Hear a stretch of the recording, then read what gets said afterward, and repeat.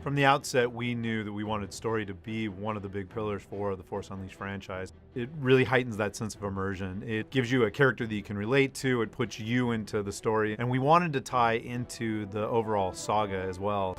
What made the first film so successful wasn't just the special effects or the fantastic setting. It really was the fact that that was the wrapper around a really compelling, mythic story. Vader is luring you back to him. Yes, I know! When The Force Unleashed released, we were very excited that the story got accolades and awards, and we really took that seriously and evolved the story for The Force Unleashed 2. The fact that George allowed us to fill the gap between Episode 3 and 4 gave us not only a challenge, but also a responsibility to the fans. So the story that fits between Episode 3 and 4 has to make sense.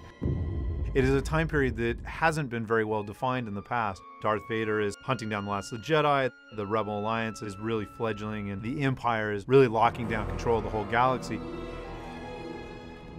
Force Unleashed 1 ended where the Secret Apprentice saved the rebellion by sacrificing himself, and we thought that was a great place to take off. The big question now has become, how did that happen?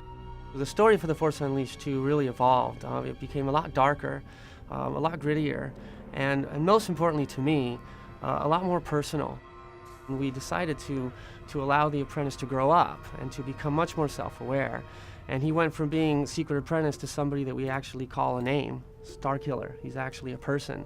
And he introspectively is trying to figure out why he keeps doing what he's told, and actually decides that maybe he shouldn't be doing what he's told. He should actually go out there and pursue his own identity and figure out who he is.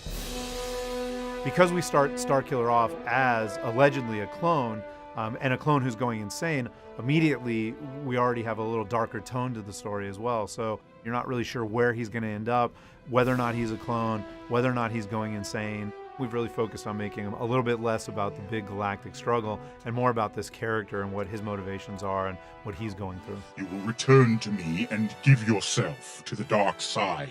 Every time we do a Star Wars game, we're always trying to expand the Star Wars universe. So Force Unleashed is a great franchise because for fans of Star Wars, you're able to play it and see things that are familiar to you. You're able to see Darth Vader and learn more about him. You're able to see Princess Leia and what she's doing during this time period and see the formation of the Rebel Alliance and how the galaxy is evolving.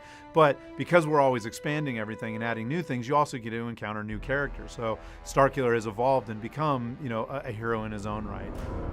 We wanted to continue the story of Starkiller, Darth Vader, Juno Eclipse, and General Coda. But with Force Unleashed 2, Boba Fett and Yoda play really key pivotal roles that are instantly recognizable to fans and make the story stronger.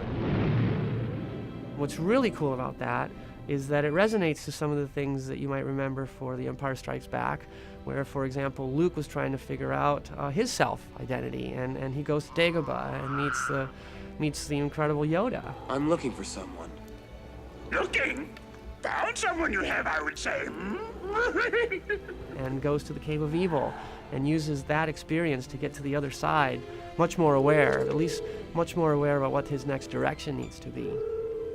We did something very similar for The Force Unleashed 2, where Starkiller, in the hunt for his identity, ends up in Dagobah.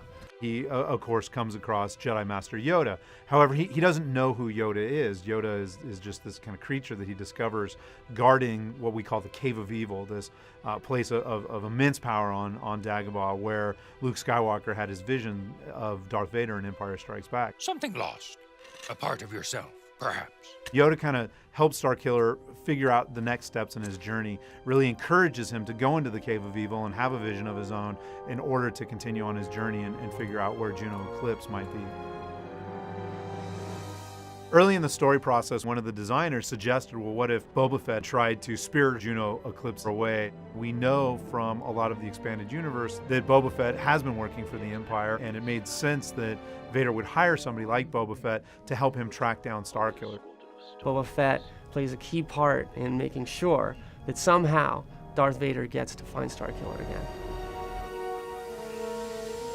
One of our mantras has been familiar but new. We really want to put elements into the game that feel familiar, but put a new spin on them or introduce things in a new way. I think that as a very young medium, we really haven't scratched the surface in terms of the types of stories we can tell and how different those stories can be from things like film or novels, and that's really exciting too. So I'm really glad that we're constantly focused on telling new stories and finding new ways to tell those stories too.